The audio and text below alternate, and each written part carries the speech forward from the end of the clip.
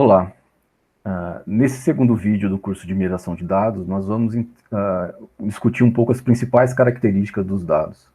Entender as características dos dados é uma etapa muito importante na fase de entendimento dos dados, porque as características dos dados influenciam todas as demais etapas do processo de mineração de dados. Em especial, entender as características dos dados é muito importante na fase de modelagem, porque essas características dos dados podem influenciar a criação dos modelos, muitas vezes impondo restrições, ou até mesmo limitações ou invalidando resultados. Então, entender a natureza, a característica dos dados é uma etapa bastante importante no processo de mineração de dados. Nós vamos começar discutindo um pouco sobre base de dados, como essas bases de dados são armazenadas, quais as principais estruturas associadas a essas bases de dados. Em especial, a gente vai falar principalmente da estrutura tabular, que é também chamada de tabela atributo-valor, que é a mais usada dentro da mineração de dados, e nós também vamos falar discutir brevemente algumas outras estruturas que a gente pode usar em algumas aplicações para o final do curso. Nós vamos discutir os tipos de atributos, fazer uma breve revisão sobre tipos de atributo e operações que a gente consegue fazer sobre esses tipos de atributos. É muito importante entender esses tipos e quais operações que a gente consegue aplicar, porque algumas operações, alguns modelos requerem que os dados sejam de um certo tipo específico, porque eles precisam que algumas operações possam ser feitas a partir desses dados. Muitas vezes, se a gente tem dados de um certo tipo, pode limitar a escolha da técnica ou, eventualmente, a gente precisa fazer alguma transformação de tipo para poder utilizar aquela técnica, para os resultados daquela técnica serem adequados aos dados de um determinado tipo. Então, entender esses tipos e quais operações a gente consegue fazer em cima deles é um ponto bastante importante aqui nessa fase de entendimento dos dados. E a gente vai começar também a discutir a qualidade dos dados. Nenhuma base de dados é perfeita, especialmente as bases de dados grandes. Esses problemas que nós podemos encontrar nos dados podem estar relacionados tanto à etapa de coleta desses dados, ou armazenamento, ou a maneira que o modelo de dados que foi projetado para fazer esse armazenamento pode ter algumas inconsistências, pode ter perda de dados devido à falha de equipamentos, e por aí vai.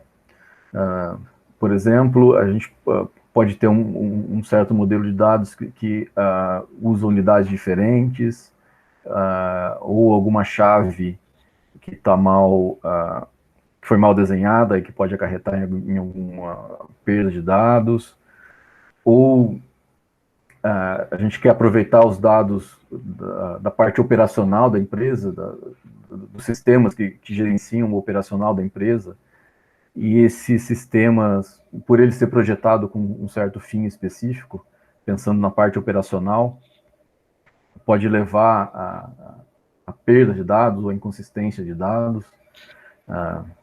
Por exemplo, você tem um sistema que armazena o endereço do cliente, mas ele só armazena o último endereço.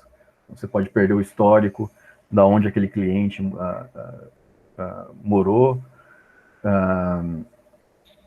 Um sistema de pagamentos que armazenam somente o último pagamento, se ele está atrasado ou não, você pode perder aí o histórico de pagamentos, ou esse histórico pode estar em um outro lugar que é inacessível. Enfim, diversos outros aspectos que podem levar a uma baixa qualidade dos dados. Os principais problemas que a gente encontra em mineração de dados são os valores ausentes, que podem estar relacionados a um erro humano. Por exemplo, um formulário com várias perguntas e só algumas delas são obrigatórias, e aí aquelas perguntas são sempre não preenchidas. A minha orientadora sempre contava uma história que ela foi prestar consultoria para a Petrobras, e eles tinham uma base de dados lá que era sobre a operação de plataforma, em que todo dia as pessoas que operavam a plataforma deviam lá preencher um formulário sobre o funcionamento da plataforma. Só que era um formulário extenso e somente algumas perguntas eram obrigatórias. Então, muitas delas o operador simplesmente deixava lá o valor padrão e não preenchia. Então, aquela base de dados, por exemplo, apesar de ter uma base histórica grande, era de muito baixa qualidade e provavelmente não levaria a bons modelos.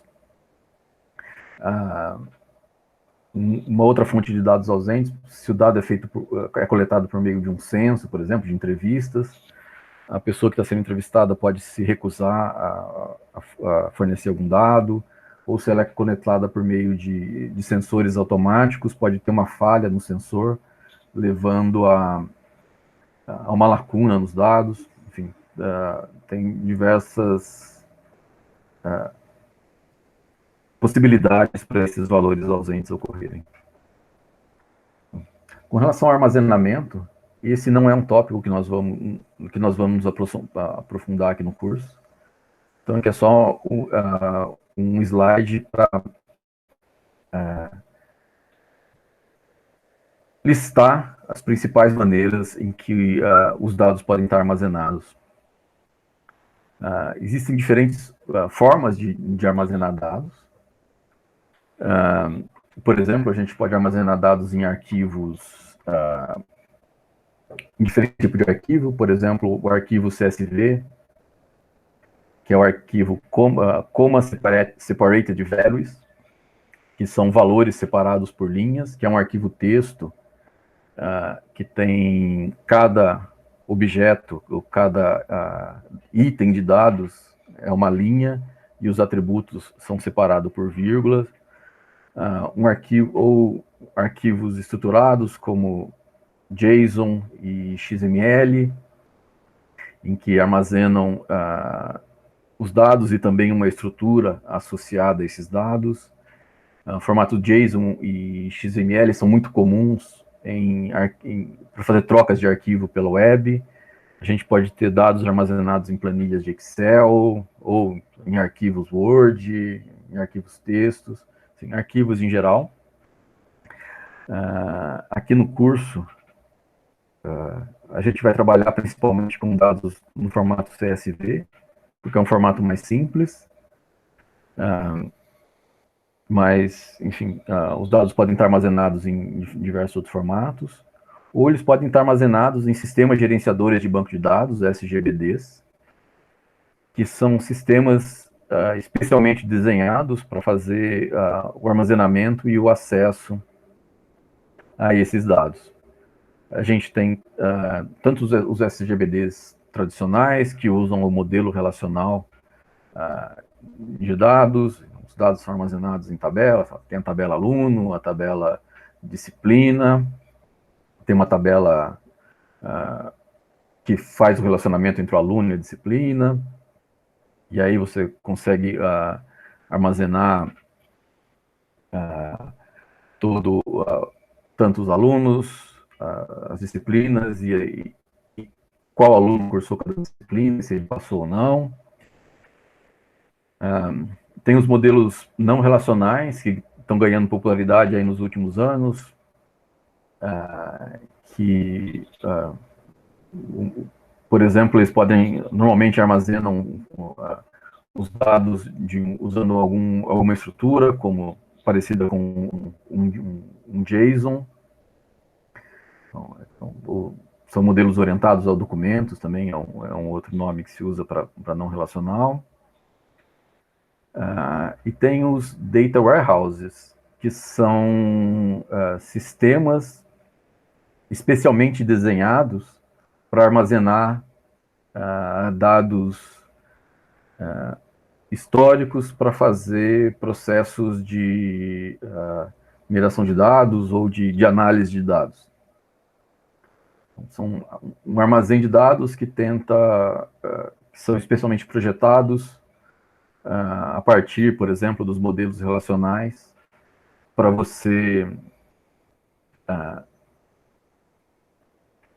arquivar esses dados relacionais de uma maneira que possa ser aproveitada no futuro. Então, esses armazéns de dados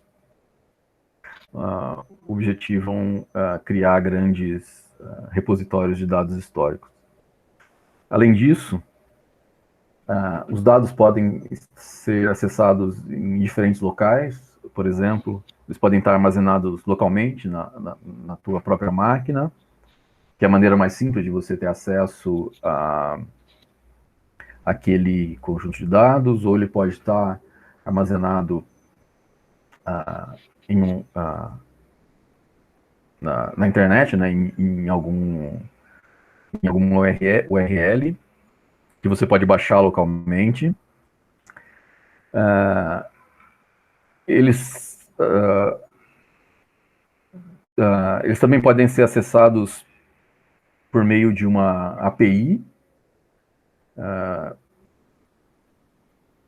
Existem diversos, por exemplo, o IBGE, o governo, diversos sites de meteorologia, previsão do tempo, por exemplo, eles disponibilizam uma API que você consegue fazer consultas e filtro de dados, e essa API isola o sistema de banco de gerenciamento de dados da empresa por meio dessa interface.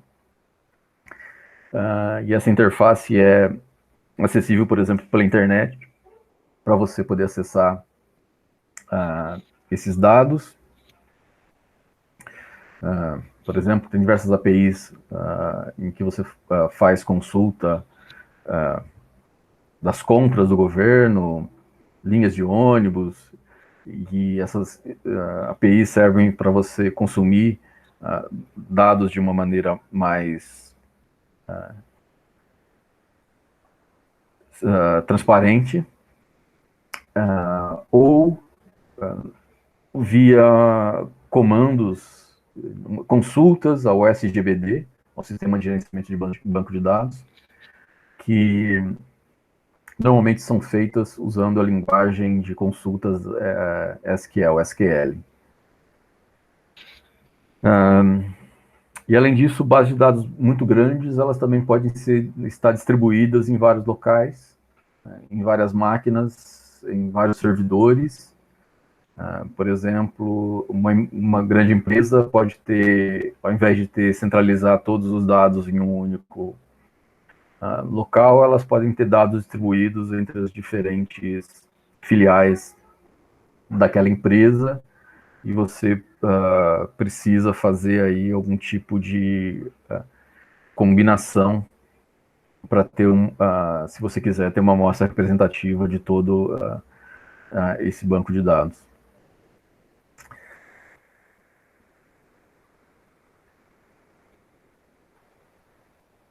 Como eu disse, armazenamento não é um item que nós vamos nos aprofundar, então só para saber que a gente tem diferentes maneiras de acessar e de armazenar esses dados. Com relação à estrutura de dados, uma estrutura de dados é uma representação abstrata, mental, dos dados para a gente poder acessar e trabalhar em cima desses dados. Existem diferentes estruturas de dados para fazer processamento.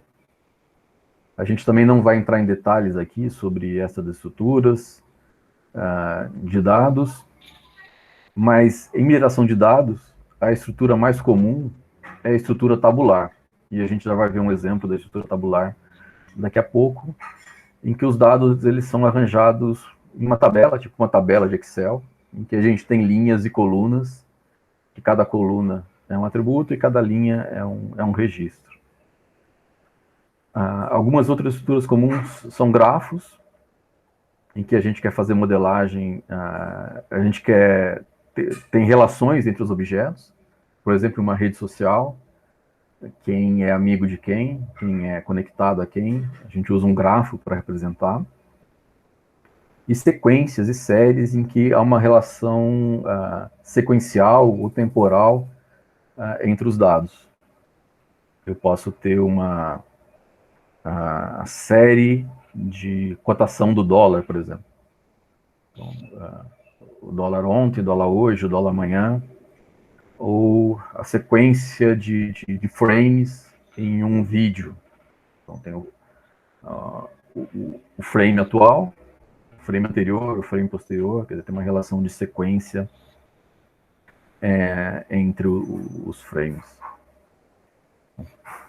Além dessas mais comuns em mineração de dados, existem diversas outras que podem ser usadas, mas que a gente não vai entrar aqui, fazer uma discussão profunda sobre elas. E, bom, e a não ser que a gente especifique o contrário, a gente vai assumir que os dados estão armazenados no formato tabular. A tabela atributo-valor, que eu vou mostrar aqui nesse próximo slide. Essa aqui é uma tabela que tem sobre filmes, que tem aqui o nome do filme, né, o título do filme, Star Wars, Harry Potter, Senhor dos Anéis, Os Vingadores, e por aí vai. O ano que aquele filme foi lançado, a duração, quantos minutos tem o filme, e a avaliação daquele filme, uma nota que que sumariza a avaliação daquele filme por diferentes usuários.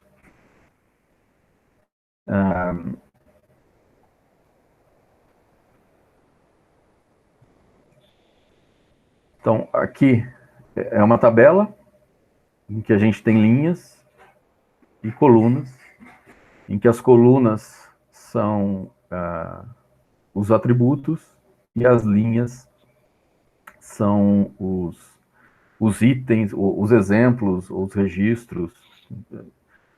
Daqui a pouco a gente fala um pouco sobre nomenclatura.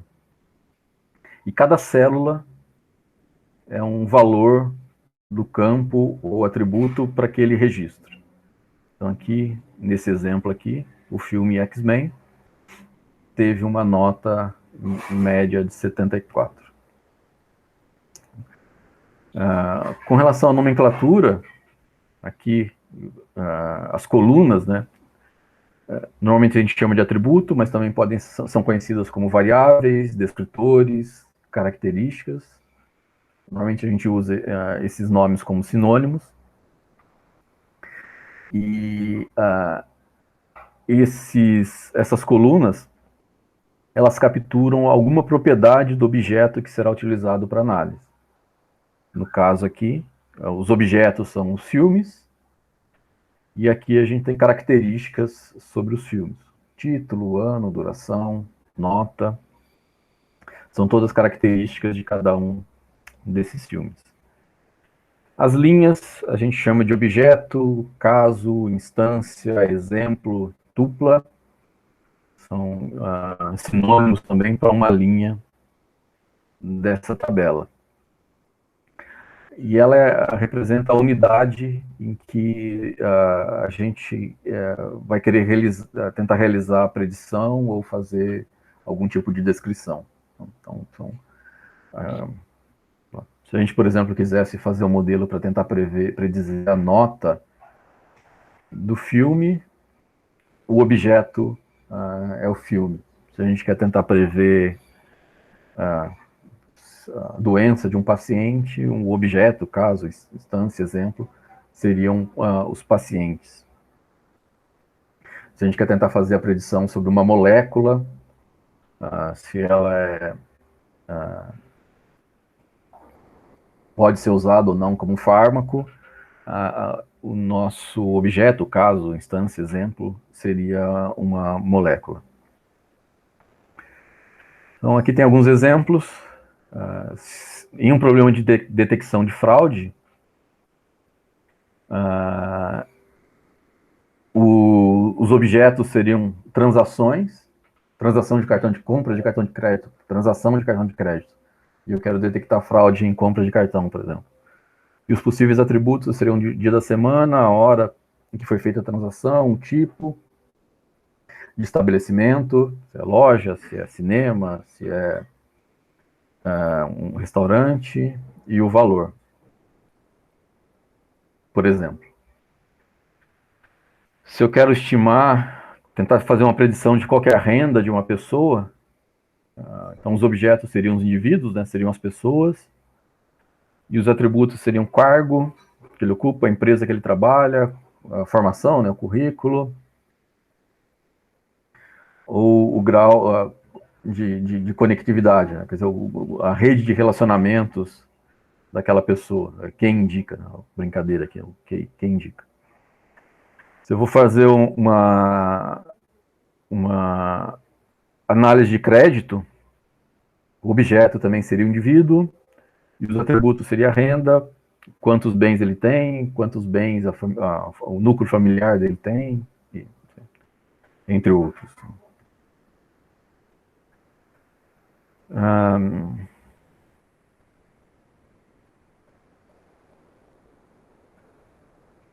Além do formato atributo-valor, a gente também pode ter dados no formato transacional,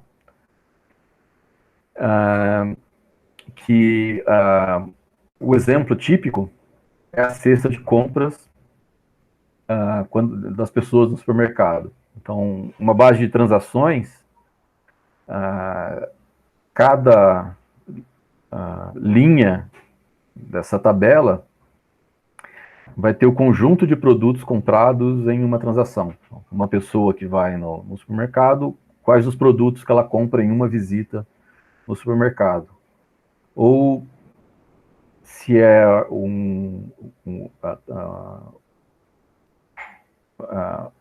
o caminho que a pessoa, o conjunto de páginas que a pessoa visitou em um determinado dia. Seria uma analogia com transações. Para esse tipo de dados, o tipo mais comum, o tipo de armazenamento mais comum é o conjunto de itens, em que eu tenho aqui uma tabela, em que cada objeto aqui, né, cada linha dessa tabela tem um conjunto de itens que foram comprados naquela transação. Então, aqui na transação número 1, foi comprado pão e leite. Na transação número 2, foi comprado pão, fralda, cerveja e ovos. Na transação número 3, foi comprado leite, fralda, cerveja, refrigerante e assim por diante. Um outro tipo de dados bastante comum em mineração de dados é o conjunto de grafos. Grafos, eles armazenam o relacionamento entre objetos, por exemplo, as páginas web e links entre essas páginas, ou pessoas em uma rede social e as relações de amizade, entre outros exemplos.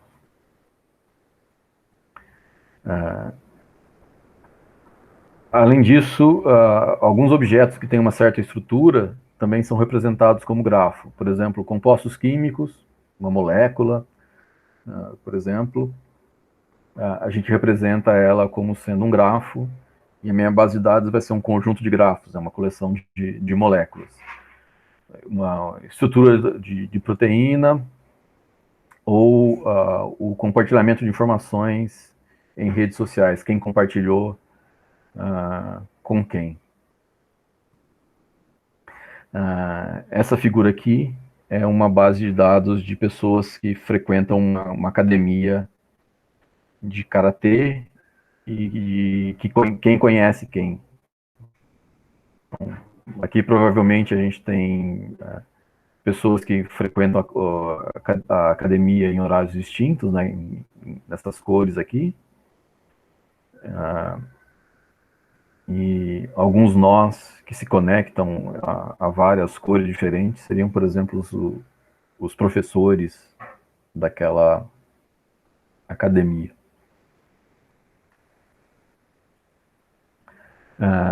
Um outro formato bastante comum é o formato de séries, né, ou de sequências, que é um conjunto ordenado de observações. E tem vários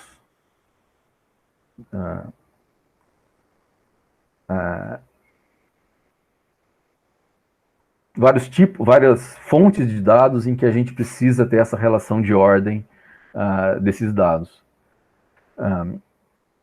Por exemplo, se eu quero analisar o padrão de compra de um indivíduo ao longo do tempo em uma determinada rede de varejo.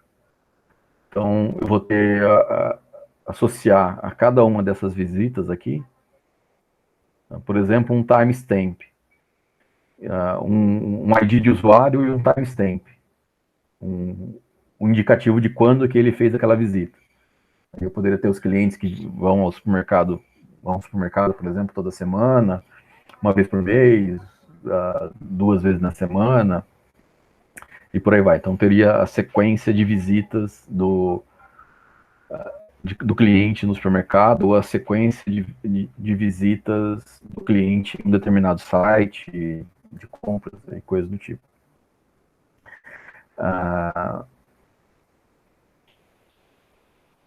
Tem situações em que há uma sequência natural dos dados, por exemplo, o DNA, que é uma sequência de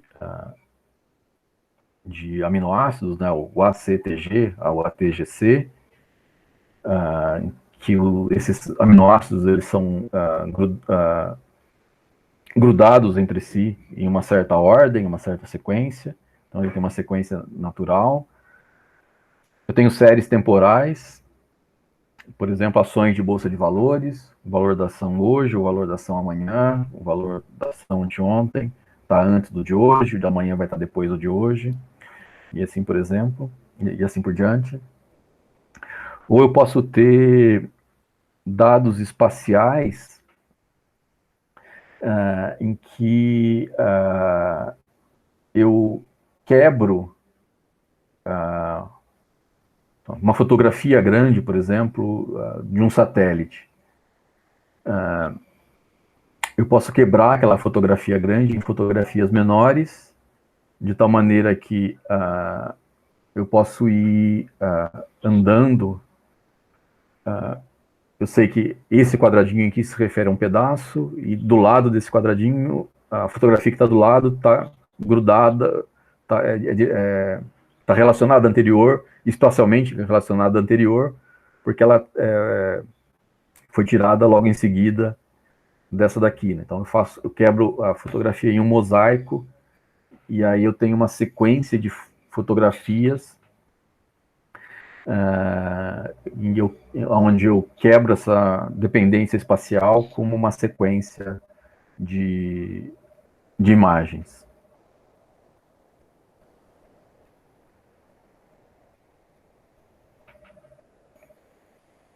Então, esses são os tipos de dados mais comuns, sendo que aqui no curso a gente vai principalmente lidar com dados do formato atributo-valor, mas a gente vai ver alguns exemplos de dados em transações e provavelmente também alguns usando grafos e séries. Mais para o final do curso, com algumas aplicações.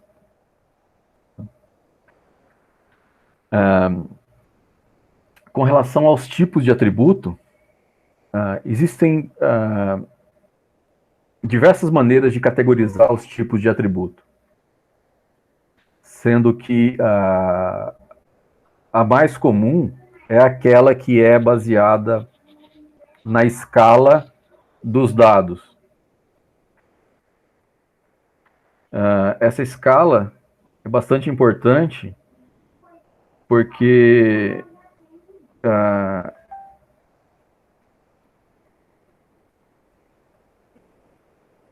uh,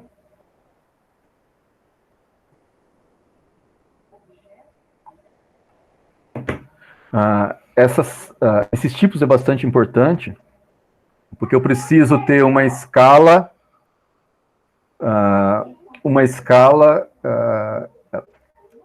essa escala influencia o tipo de atividade que eu vou fazer, que eu vou usar. Essa escala diz o tipo de operação que eu posso fazer em cima dos meus dados. Então, dados do tipo nominal, eu só posso fazer um tipo de operação. Dados do tipo ordinal, eu só posso fazer um tipo de operação, e assim por diante. Vamos ver alguns exemplos desses tipos de escala. O tipo de atributo nominal é aquele que representa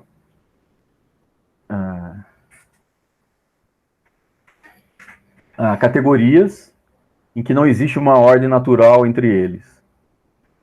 Por exemplo, se eu tenho um atributo sexo, ele pode assumir os valores masculino, feminino ou algum outro valor, mas não tem uma ordem entre esses caras. O sistema operacional, eu tenho o sistema operacional Windows, Linux, Mac OS, mas também não tem uma relação de ordem entre eles. Etnia, a pessoa de origem cigana, nipônica, indiana, ibero-americana, latino-americana, anglo-saxônica, germânica, africana. Então, eu tenho um conjunto de possíveis valores. O atributo pode assumir um desses possíveis valores, mas não existe uma relação de ordem entre eles. Se eu tenho um atributo nominal, ele só admite as operações de igualdade e diferença. Então, o meu sistema operacional, eu posso testar se o meu sistema operacional é Linux, ou é Windows, ou se ele é diferente de Linux, mas eu não posso fazer outras operações em cima desse tipo de atributo. Então, só essas duas operações eu posso usar. Além dos atributos nominais, a gente também tem, dentro do que a gente chama de família de atributos categóricos, os atributos categóricos são formados pelos ordinais e os nominais. Então, dentro dessa família de atributos categóricos, nós temos também os dados ordinais, que representa uma categoria em que existe uma relação de ordem entre elas.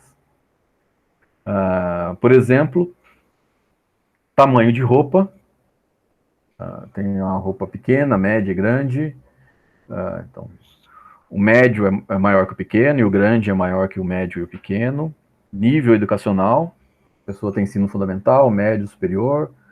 Quem tem ensino superior tem um nível educacional, tem mais anos de estudo de quem tem o ensino fundamental. Ou, por exemplo, a escala de Likert, que diz que está relacionada à avaliação de um determinado, uma certa opinião. Se a pessoa concorda, é neutra ou discorda, ou pode ter mais alguns níveis de graduação maior, por exemplo, como está representado na figura aqui, que desde discorda muito até concorda muito.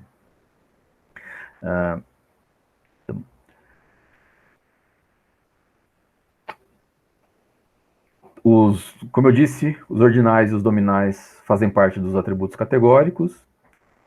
Só que dentro da categoria dos ordinais, eu também posso usar operadores de desigualdade. Maior, maior igual, menor, menor igual.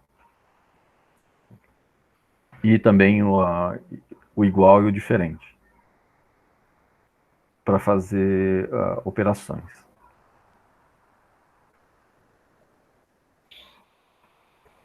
Então, esses dois aqui são atributos categóricos, e além desses atributos categóricos, a gente tem os atributos numéricos, que eu vou dividir aqui entre intervalar e proporcional. O que é um atributo intervalar? Esse atributo intervalar, normalmente a gente não discute muito, ou acaba não conhecendo muito essa categoria.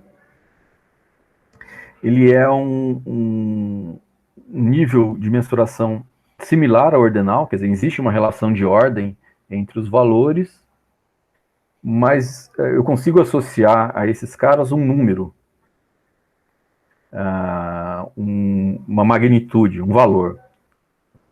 Um exemplo clássico de um atributo intervalar é a temperatura em graus Celsius ou graus Fahrenheit. Então, hoje a temperatura está 33 graus, eu posso dizer que uma temperatura de 35 graus é maior do que uma temperatura de 34 graus, por uma diferença aí de 2 graus, 32 para 34. Então tem a magnitude, eu consigo fazer uma operação de diferença entre esses dois valores. Só que o zero, só que nessa escala de magnitudes, o zero não é absoluto. Eu não posso, por exemplo, falar que uma temperatura de 20 graus é 2 vezes mais quente que uma temperatura de 10 graus, porque não tem essa relação de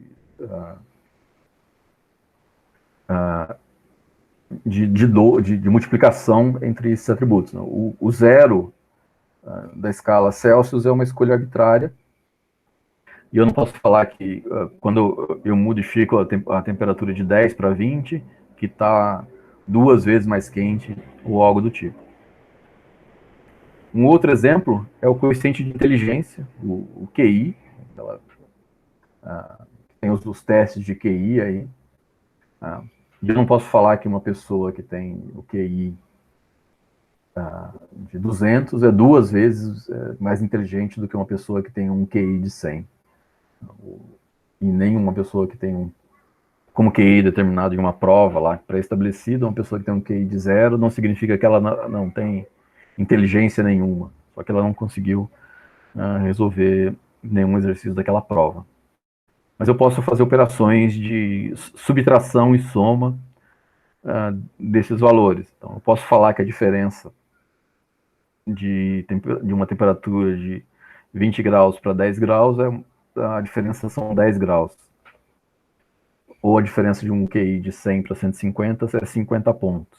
Mas eu não consigo ter uma relação de multiplicação. E, finalmente, dentro dos atributos numéricos, a gente tem os dados proporcionais, que são aqueles que representam montantes ou quantidades. Por exemplo, altura, preço, distância, em que o ponto zero é verdadeiro essa origem. Nesse caso, a gente pode também utilizar as operações de multiplicação e divisão, além de todas as anteriores. Então, aqui é uma tabelinha resumo, né? Então, no nominal, eu só consigo fazer as operações de igual e diferente. Ordinal, além de igual e diferente, eu também posso fazer as operações de desigualdade, menor, menor igual, maior igual e maior. O tipo intervalar, eu posso fazer soma e subtração, e no tipo proporcional eu posso fazer multiplicação e divisão. Aqui tem um exemplo de uma base de dados sintética, no formato atributo valor, em que cada coluna tem um tipo diferente, ou pelo menos 4 delas, tem 4 tipos diferentes aqui. RA e sexo são atributos categóricos, sendo que o RA tem uma característica adicional, porque ela é única, né? Então não tem nenhuma repetição aqui. Sexo, tem aqui os atributos masculino e feminino. Conceito é ordinal, porque tem uma relação de ordem entre os conceitos, né? A maior que B, que é maior que C. QI, que é um atributo intervalar. E nota, que é um atributo proporcional. Só para exemplificar aqui, em uma base de dados, os tipos de atributo.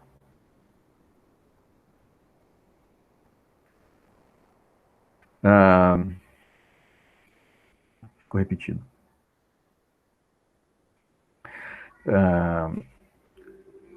Além desses tipos que a gente discutiu, a gente pode também ter alguns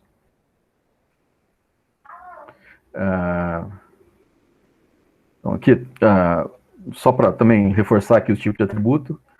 Atributos nominais e ordinais são também chamados de atributos qualitativos ou categóricos, enquanto que os atributos,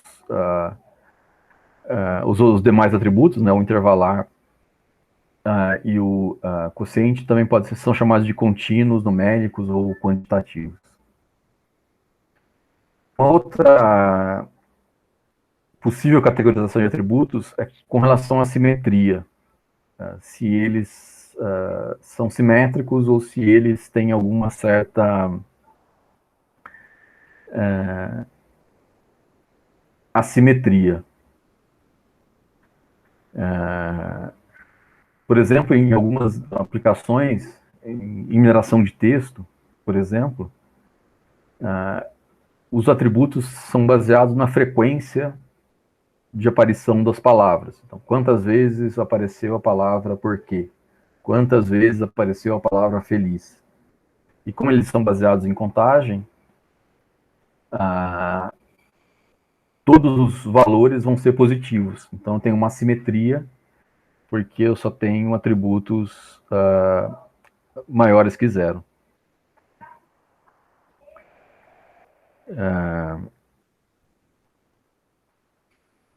Aí tem alguns outros exemplos, né?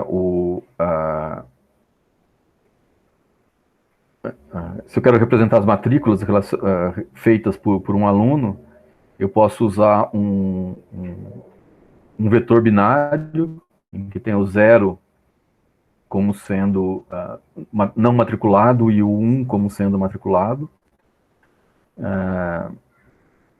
Então, e esses atributos assimétricos, eles podem ser tanto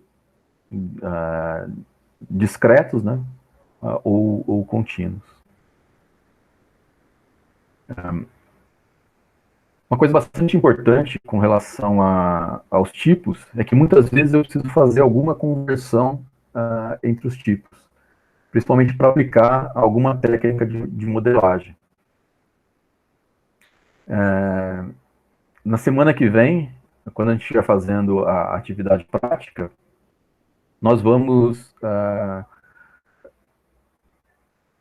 utilizar alguns conversores de tipos. Por que eu preciso fazer essa conversão de tipo em algumas situações? Tem diversas técnicas de modelagem, diversos algoritmos que a gente vai utilizar, eles assumem eles têm algumas suposições para poderem funcionar, né? Então, a gente parte a partir de um conjunto de suposições, e muitas dessas suposições estão relacionadas ao tipo de atributo que é aplicável. Por exemplo, tem técnicas, tem algoritmos que elas são baseadas direta ou indiretamente no cálculo de distância. Então, eu preciso saber o quão próximo estão dois registros, dois itens, dois objetos da minha base de dados.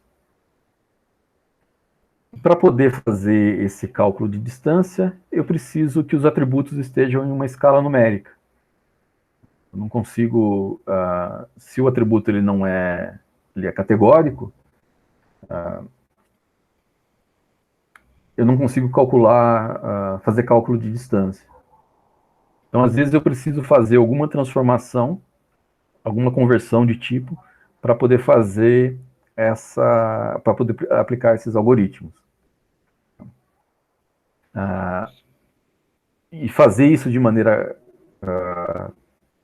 correta pode influenciar bastante nos resultados. Às vezes tem algumas transformações simples que a gente faz e o resultado não é tão bom assim. Um exemplo contrário é alguma técnica que faz, alguma estratégia que faz divisão e refinamento, como a árvore de decisão, que a gente vai também estudar mais para frente. A gente vai ver alguns algoritmos aqui que baseado em distâncias e também baseado aqui em divisão e refinamento, como a árvore de decisão, que ela usa dados, somente dados categóricos, porque ela vai dividir, ela vai crescendo a árvore aqui no caso, né, ela vai refinando o modelo em caminhos de acordo com as categorias. Então, eu preciso fazer o processo inverso. Eu preciso pegar os atributos que são numéricos e quebrar eles em atributos não numéricos, em atributos categóricos. Na semana que vem, a gente vai estudar um pouco, ver alguns exemplos mais concretos dessa conversão de tipos na atividade prática. Com relação à qualidade dos dados,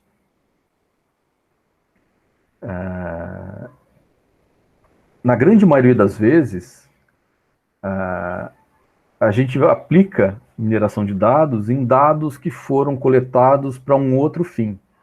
Por exemplo, a gente pega a base de dados do operacional da empresa, a base de dados que armazena lá as transações, sei lá, se é uma loja, as transações de compra e venda, ou lá, se eu estou fazendo algum experimento científico, os dados eles foram coletados para alguma outra finalidade. Se estou fazendo um experimento com moléculas, eu quero estudar alguma propriedade da molécula, e eu tenho lá, vou armazenando aquela base de dados lá. Então,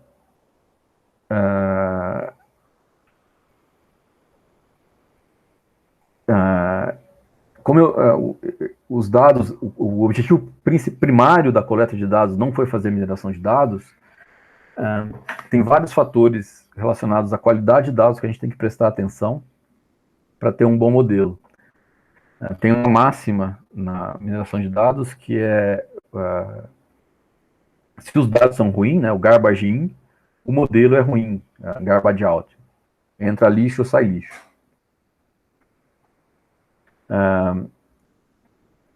Uma fonte de erro de dados que foge do controle é o erro de medição.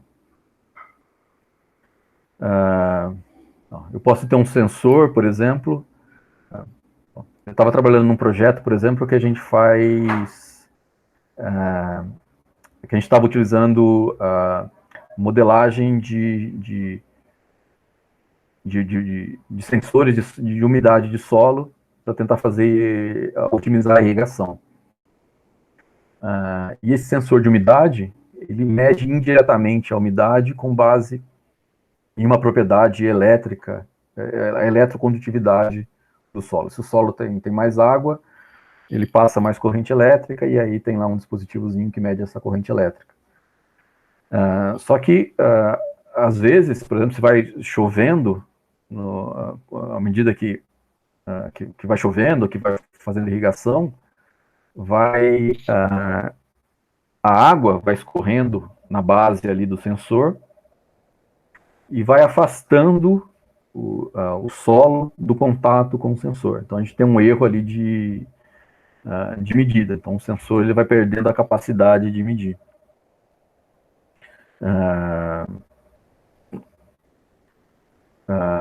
Idealmente a gente precisaria ter algum mecanismo para tentar adicionar ali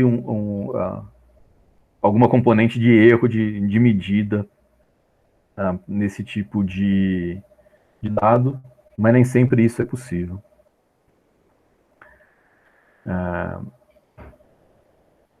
Uma outra,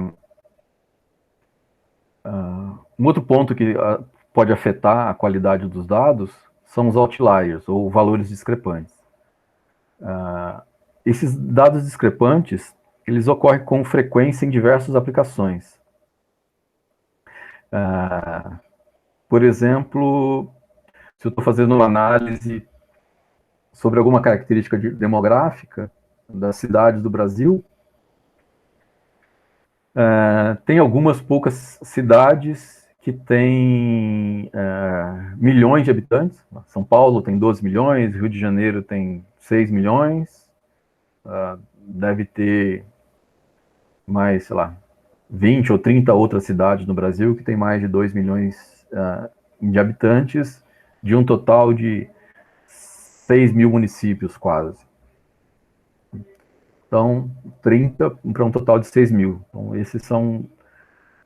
qualquer análise que eu faço, eu vou ter uma discrepância com relação a essas cidades. Ou alguns eventos que são bastante anormais, furacões, ou algumas, sei lá, partidas de futebol em que o placar é muito discrepante dos outros, tal. 7-1, 15-0, coisa do tipo. Uma coisa muito difícil aqui em mineração de dados é separar o que é um erro de medida. Eu posso ter um valor discrepante, um outlier por um erro de medida, do que é um outlier verdadeiro. Um valor discrepante que realmente representa alguma propriedade que aconteceu na minha base de dados.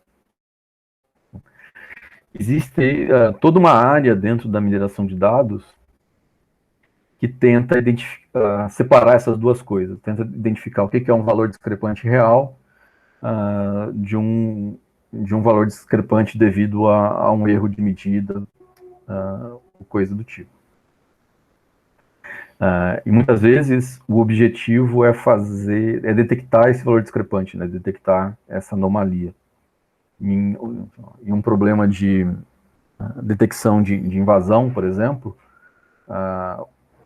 uma anomalia é uma invasão, né? Então eu quero detectar aquela invasão do sistema.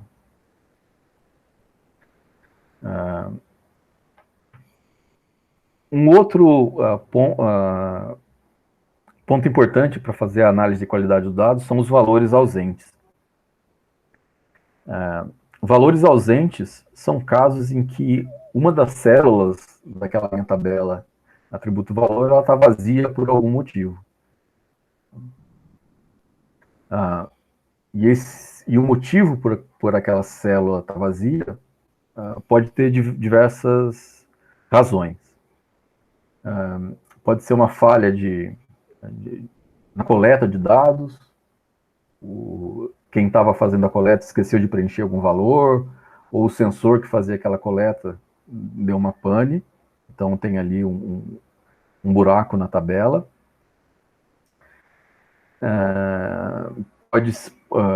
Pode ser devido a alguma restrição de privacidade. Eu não posso ter acesso à renda dos diretores da empresa, por exemplo. Pode ser alguma falha em algum cálculo de alguma propriedade. Estou calculando alguma propriedade de uma molécula, e aí o programa para aquela molécula falha, porque é um cálculo muito difícil de fazer. Enfim, tem diversas fontes para aqueles valores ausentes. Valores ausentes, eles são um problema, porque, em geral, a maioria dos algoritmos que a gente trabalha não sabe lidar muito bem com esse buraco vazio. Então, eu preciso fazer alguma coisa para lidar com esse buraco vazio, com essa ausência de dados.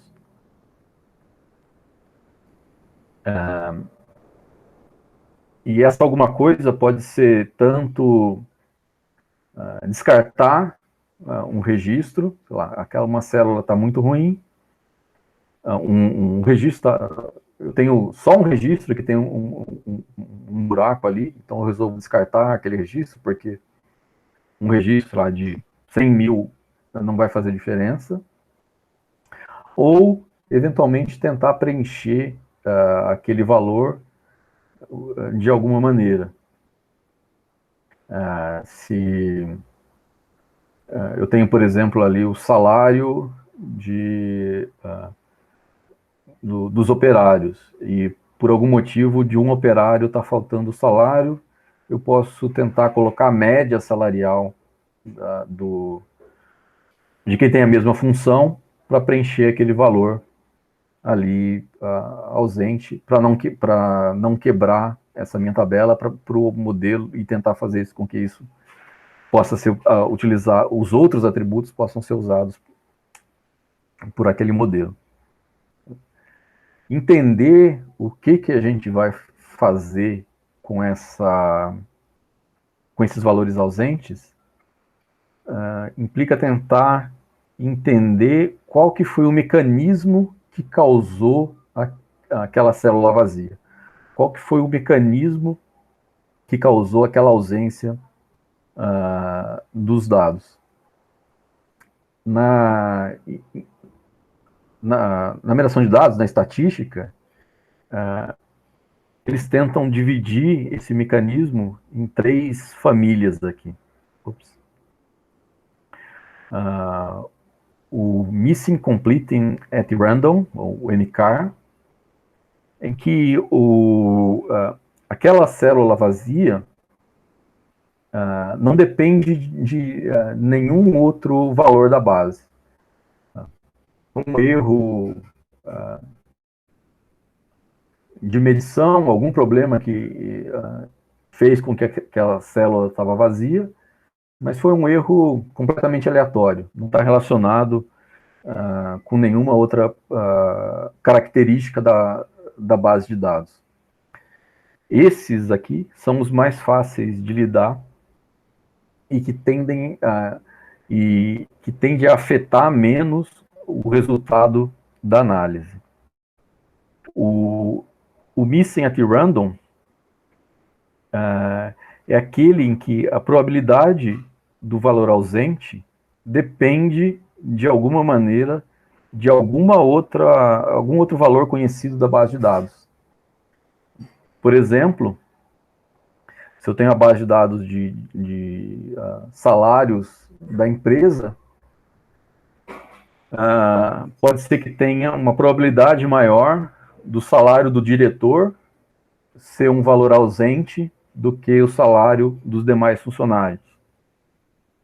Então tem uma dependência dessa ausência com relação a um certo atributo da base. Dependendo do quão dependente é aqui, eventualmente a gente tem que fazer alguma ressalva no nosso modelo. Nosso modelo, se a gente precisar descartar todos os dados dos diretores e a gente quer fazer um modelo de estimativa de renda, o nosso modelo não seria aplicável a quem ocupa o cargo de diretor de empresa, porque teria muito buraco para diretor de empresa.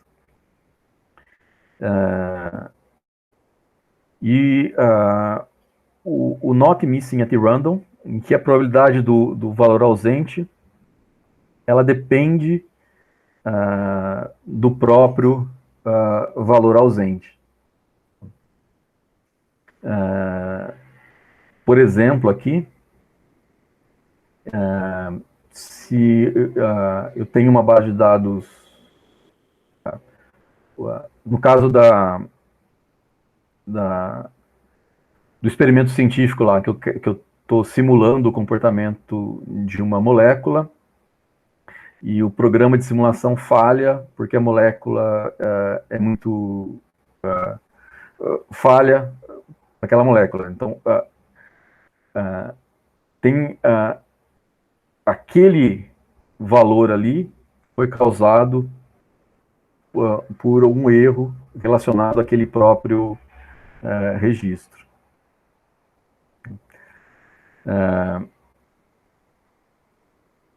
E esse caso aqui é o mais difícil de se tratar e muitas vezes pode levar a resultados inválidos do modelo.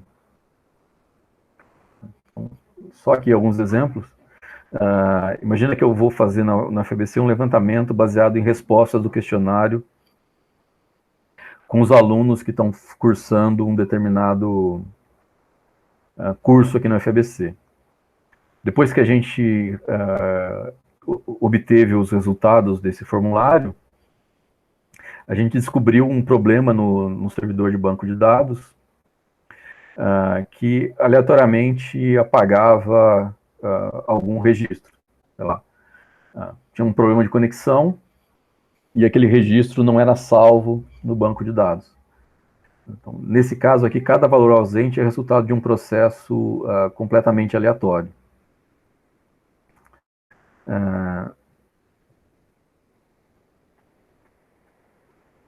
Agora imagina que nesse questionário eu faço alguma pergunta a respeito de alguma questão pessoal, como por exemplo, uma pergunta relacionada à depressão, e os alunos mais propensos à depressão têm uma probabilidade maior a não responder a essas perguntas de cunho mais pessoal. Nesse caso aqui, a gente tem um valor que está relacionado ao fato da pessoa ter depressão. Então, ele é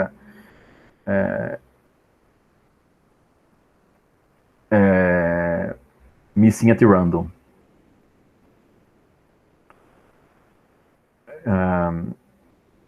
E o último exemplo aqui, imagina que eu quero fazer, nesse questionário também tem uma pergunta com relação a qual é a renda da sua família. E aí, uma pessoa com uma renda familiar muito grande pode querer não responder aquela pergunta. Então, o fato da pessoa ter uma renda familiar grande implica que existe ele não vai responder aquela pergunta e eu vou ter um valor ausente ali. Então, seria um valor, um tipo de missing NMAR. Na semana que vem, na nossa atividade prática, quando a gente estiver fazendo uma análise exploratória de dados, a gente vai simular alguns desses mecanismos aqui para entender um pouco mais a influência desses caras em uma base de dados.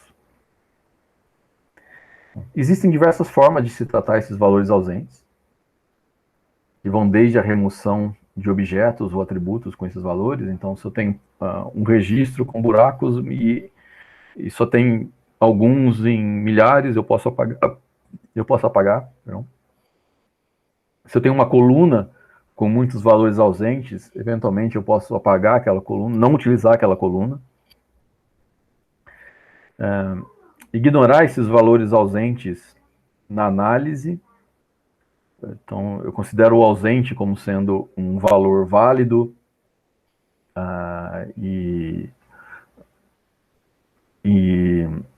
ou dou um bypass nele, né? Tento fazer alguma técnica ali para o meu algoritmo ignorar esse cara. Isso aqui depende do algoritmo conseguir tratar esse valor ausente de alguma maneira. Ou tentar, de alguma maneira, fazer alguma estimativa para esses caras, esses valores, para tentar preencher esses buracos. Naquele último caso ali, que o valor ausente depende dele mesmo, pode não ser factível de fazer isso. Mas semana que vem, quando a gente estiver fazendo atividade prática, a gente vai tentar ilustrar um pouco mais essas diferenças.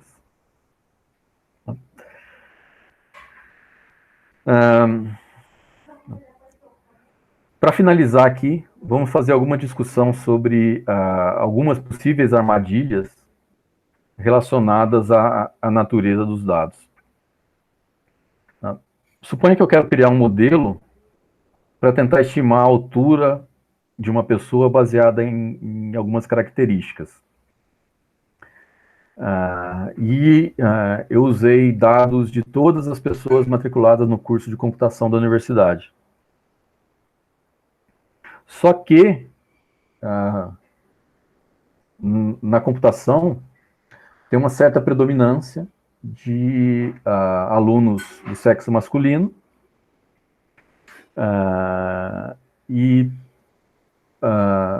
em geral, estatisticamente falando, homens tendem a ter uma altura maior do que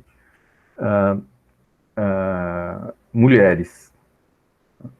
Então, o fato de eu usar só alunos da computação para fazer construir essa base de dados de altura, e essa base de dados tem uma predominância maior de pessoas do sexo masculino com relação ao sexo feminino, pode fazer com que eu não possa extrapolar esse modelo para outras áreas da universidade, em que a distribuição de sexo entre os alunos é mais balanceada. Isso a gente chama de viés de seleção. A hora que eu selecionei a minha base de dados para fazer o modelo, a minha amostra de dados, eu implicitamente ali introduzi um viés que levou a um modelo e o modelo acabou capturando esse viés. A base de dados pode ter uma boa qualidade, eu posso ter usado a altura, coletado a altura dos alunos corretamente e tal. O modelo em si pode ter sido calculado de maneira correta, só que como tem um viés de seleção, acaba que o meu modelo acaba não sendo útil em todas as situações, porque a amostra estava viciada, tem um viés de seleção. Então aqui a gente tem um problema de representatividade, em que a gente quer usar o nosso modelo para estimar a altura de qualquer pessoa, independente do sexo, mas que a amostra que eu usei tinha mais representantes do sexo masculino do que o feminino. E esse é um fato que acontece bastante em dados de redes sociais. É comum em redes sociais, por exemplo, a gente ter aquelas discussões completamente polarizadas, né, que a gente chama de efeito bolha. Então, se eu estou medindo, sei lá, a popularidade de um político usando as mensagens de um dia, pode variar bastante com relação às mensagens do outro dia, porque num dia pode ter acontecido algum fato que levou a inflar ali a popularidade daquele político.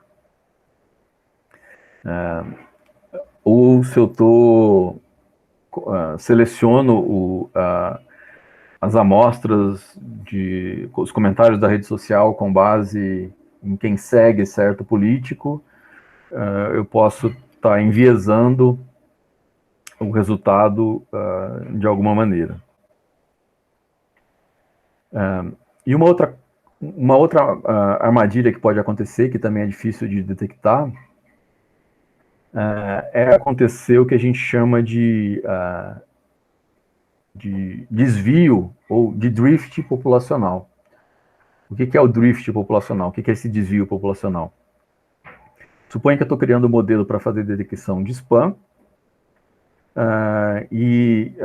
eu fiz um modelo baseado no meu último mês de mensagens, e aí eu tenho um modelo com capacidade de detecção de spam com uma taxa de acerto bastante alta. Sei lá, 95% dos e-mails que chegam que são spams acabam, o meu modelo consegue capturar.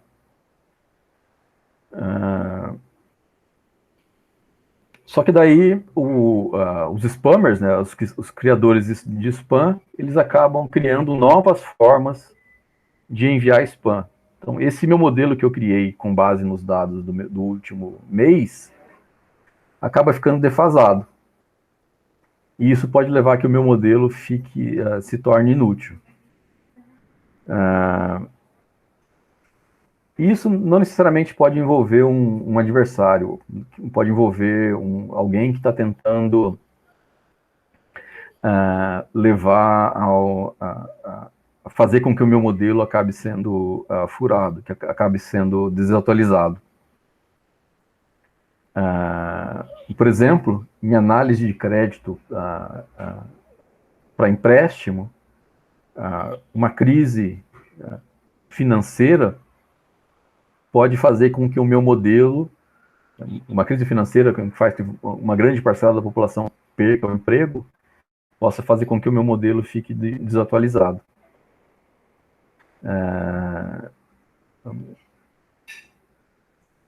E, enfim, isso porque a velocidade com que a gente captura o fluxo de informações é muito maior hoje do que antigamente, e a gente tem essa velocidade maior nesse processo que pode fazer com que o modelo que eu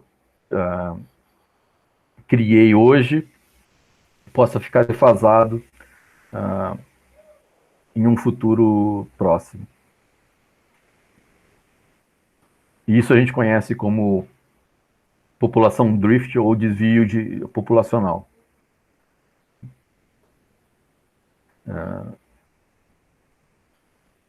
Mais para o final do curso, se a gente tiver tempo, a gente vai discutir brevemente algumas técnicas que podem ser usadas para tratar esse drift. Bom, então aqui na aula de hoje a gente discutiu um pouco sobre a natureza dos dados, né? Tanto de como que eles são armazenados, como que eles são